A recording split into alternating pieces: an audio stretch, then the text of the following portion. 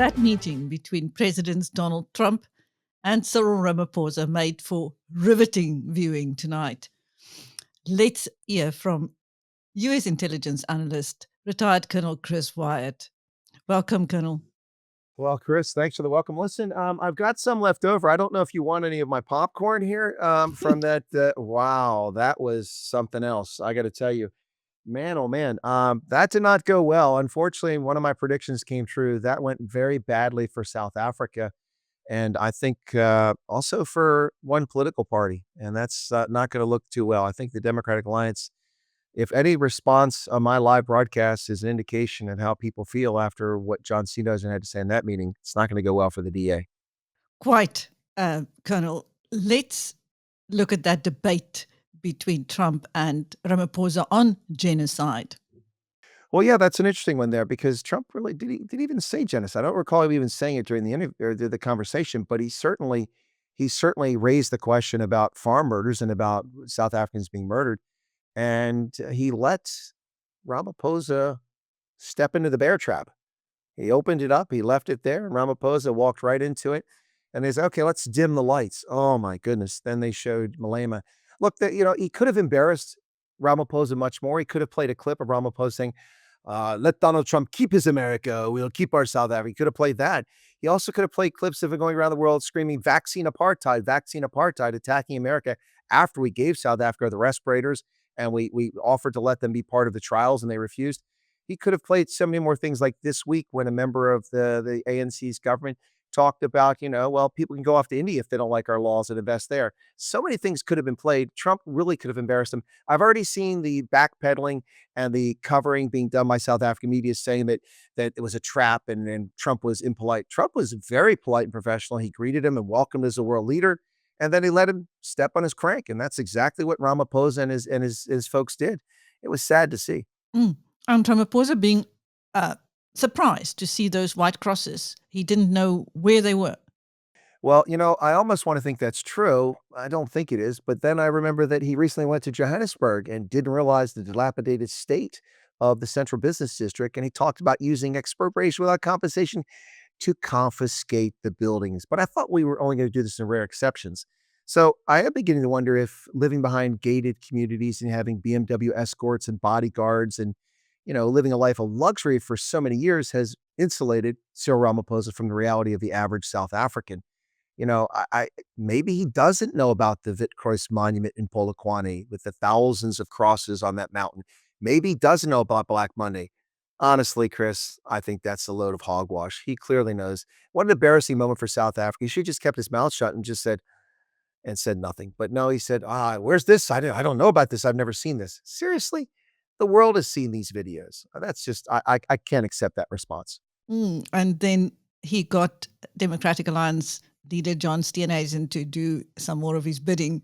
What did you think, Colonel? Well, again, Chris, John Steenhuisen has a difficult row to hoe. I mean, he's the leader of the Democratic Alliance. He's got to answer to voters and to constituents in his party, members of his party in parliament, his caucus. And he's also a member of cabinet. The two are in conflict. There's a clear conflict of interest in doing both those jobs. And he chose to do that. And today we saw John Steenhuisen being the loyal member of parliament as a cabinet member to his president. And that's exactly what he did. So I don't know if he's turned in his DA membership card for an ANC card yet, but maybe he should consider it. I mean, honestly, this really irritated a lot of DA voters.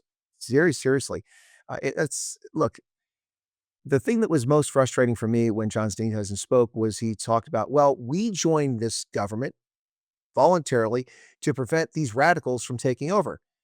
But then the rest of the story is that the radicals might not have taken over, which was never going to happen, by the way. MK would never be in an alliance with the ANC because they would eat the ANC from inside, and Ramaphosa knows that with the radical economic transformation, many of them having joined MK. So that would never work. That could have formed a coalition and got around 50%, but it would never have happened. And the EFF didn't have enough votes. And even if they did, there's no way that the EFF would be compliant and go along with what the ANC wants, like the DA has been doing. So that would have fallen apart. So that's a disingenuous argument. And beyond that, what has happened since the DA has joined the government nationally? Let's see. Showing you how little influence they have in the government. We've seen the Basic Education Laws Amendment Act signed into law. They were adamantly opposed to that, and they virtually went silent when that happened. It's going to the courts. but that's a bit late. The horse is gone. He's out the gate. And then we have Parks Towell, who was one of the people in this delegation going there, trying to push a racist law to have a 3% corporate tax on all corporations to go into a slush fund for Black-owned businesses. Nobody else, just Black-owned businesses. Yeah, that's not good. Trump doesn't like racism. That's a bad look too there. And then we've had that proposed, and now we've also had expropriation without compensation signed into law in December surreptitiously by the president, and to great fanfare signed at Davos. It was just a show, because by then the 30 days that the members of parliament could get one-third of parliament to oppose it in the Constitutional Court had elapsed. So it became the law of the land. Why pass a law if you don't intend to use it? See, that's the question that they never ask here. And so since the DAs joined the government of national unity, what has gone right for South Africa? Your growth hasn't increased. Jobs haven't increased. Now you're being facing a 31% tariff, reciprocal tariff from the United States. And that was not adjusted at all today. They thought they could offer, well, offer you rare earth elements. That I almost dropped my head when I heard that. I knew that was coming. This is really sad for South Africa, Chris. I feel badly for so many millions of South Africans who are likely to suffer the consequences of this disastrous event today. And a lot of people worry that Ramaphosa is going to convince Trump to stop the refugee program. If anything, Trump might accelerate it based on what happened today. And that's what we saw, Chris, before the TV cameras. We don't know what hiding went on behind the cameras, because what Trump showed people, in which the media in South Africa are going to rubbish, he just showed open source stuff, newspaper clippings, and Mm. videos that are posted. What he didn't show is what the U.S. intelligence community has on South Africa's behavior that's classified. What went on behind closed doors? We don't know. I guarantee it wasn't pretty, and it's gosh, I'm heartbroken for South Africa today, but I'm not in the least bit surprised. It's exactly what we expected to happen. I did I hear billionaire Yon Rupert saying that he often doesn't lock his doors at night? I think you are correct, Chris. I heard that as well, and it seems beyond implausible that he would leave his doors unlocked at night, even being Johann Rupert and having security guards and, Spetsnaz or whatever teams he's got on his property. That's just ludicrous. That was so disingenuous and dishonest, that it's heartbreaking. Listen, I mean, I guess you're probably going to ask me my evaluation of the people who went along on this. So John Steenhuisen, I think, did his job for the president, but I don't think his job is for the president. It should be to serve the people of South Africa. And I don't think he served the people of South Africa very well, but he was articulate. I'll give him that. I don't know what he did off the scenes. He was talking to the trade representative. Hopefully something happened there positive, but we don't know, is behind closed doors. And that, of course, is his main job, is to talk to the trade representative. So Steenhuisen maybe did okay. I don't know. But the golfers, Ernie Els and Mm. Retief Goosen, I want to say from my perspective that Ernie Els is a patriot. He stood up for South Africans. He stood in the breach and he did not let the nonsense pass. And his line, you don't, I'm paraphrasing, you don't correct a wrong with another wrong. Basically, just because apartheid was wrong doesn't mean you can discriminate and abuse people in the opposite direction. That was brilliant. He stood up for South Africans today, and people should be proud of Ernie Els. He did that at personal risk, but I mean, these guys aren't exactly 25, Chris. They've lived the life. So, but Ernie Els deserves a lot of credit. Retief Goosen, who still has family living on a farm, walked a more, careful line, but he didn't shy away from the truth. He said things are bad, and he was honest. Johann Rupert, he spoke for himself, not for South Africans, in my view. And a lot of people think he sold South Africans down the river, and I'd have a hard time disagreeing with that assessment. Now, if I heard Trump correctly, he said this issue has to be resolved, otherwise it will be the end of South Africa. Did I? I do believe I heard the same words, Chris. I think, but neither one of us need to get an auditory test, because that sure sounded like what I heard. That was a warning shot across the bow for what's coming behind closed doors. I think the South African delegation is going to go home very disappointed, or they're going to come home and start, playing the victim again. Mm. But that's not going to get them anywhere. If they think Iran is going to pour $14 billion of, buying $14 billion worth of goods every year, or China is going to pick up their purchases, or something, that's not going to happen. And they've already lost the foreign aid, which was benefiting NGOs and South Africans in general. I was hoping that we could fix this ship, stop the listing from, starboard, and bring it back on a level, even keel. Gosh, for an Army guy, I'm using a lot of naval references. But anyway, bring the ship back on an even keel, and that we could actually get some progress here to lower the reciprocal tariffs, and also to get the aid restored, because people with HIV need that aid, because the government of South Africa doesn't have the money. And canceling PEPFAR was kind of disappointing from a moral standpoint on my part. But that's where we sit, and I don't think anything's gonna improve for South Africa unless they have concessions, and I doubt they make concessions behind closed doors because it doesn't sound like they were ready to make them. Well, um, there were fears that this meeting was not going to go well. Now, on a scale of 1 to 10, how badly did it go, Colonel? Okay, that's a good question, and I've thought about that. If 10 was horrible and 1 was good, or maybe we should turn around because 1 is bad. Okay, so if it went really bad, how did they perform? They got a 1, and if they went well, they would have got a 10. I would say that this is probably a 4. It wasn't as bad as it could have been. Again, I think that Trump could have personally embarrassed Ramaphosa. He didn't. He embarrassed Malema, but now Malema thinks he's a hero because the world knows who he is. But he could have embarrassed Ramaphosa directly, and he could have embarrassed his party much more. You notice that the videos were about Zuma, who's no longer in the ANC, and about Malema, who's no longer in the ANC. So he gave Ramaphosa an out. And I think it could have gone far worse. Now, the South African media are already playing this up like Trump ambushed him, was terrible, was unfair. That's nonsense. If you look at this objectively, Ramaphosa could have been embarrassed and frankly would have wanted to get up and walk out of that room. That didn't happen.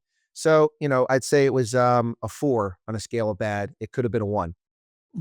But as you said, we don't know what is happening behind closed doors. Do you think what we have just seen uh, could be quite the opposite of how America is going to go forward? Well, anything's possible, Chris. I mean, none of us in the room, unfortunately. I tried to slip in my bugs, but they got caught by the Secret Service. I'm just kidding. I'm just kidding. I didn't do that. No, I used to get my bugs at Radio Shack, but they're out of business. No, I'm just kidding. No, but seriously, that's possible. I didn't think he's possible, but the bottom line I think here is that Trump's body language speaks volumes. He was not convinced. He was not buying it and he was not going to tolerate it. So it's nice to see politicians that sift through the nonsense. We so rarely see that in the world. And today we saw that. We saw from the South African delegation is an attempt to politic. And that's fair. That's what they want to do. That's their prerogative. Trump wasn't politicking. He's like, no. Now, Trump got a few things wrong, which they'll probably pick apart. For instance, those weren't where people were buried, those crosses. That was put up to symbolize each person butchered and murdered on a farm. And that procession went on for several kilometers. I remember when that event unfolded, I covered it. And then the Vic Monument, those aren't graves. Those are crosses representing thousands of people who've been murdered on farms who happen to be white. So that's a slight nuance, but I mean, that's not really important.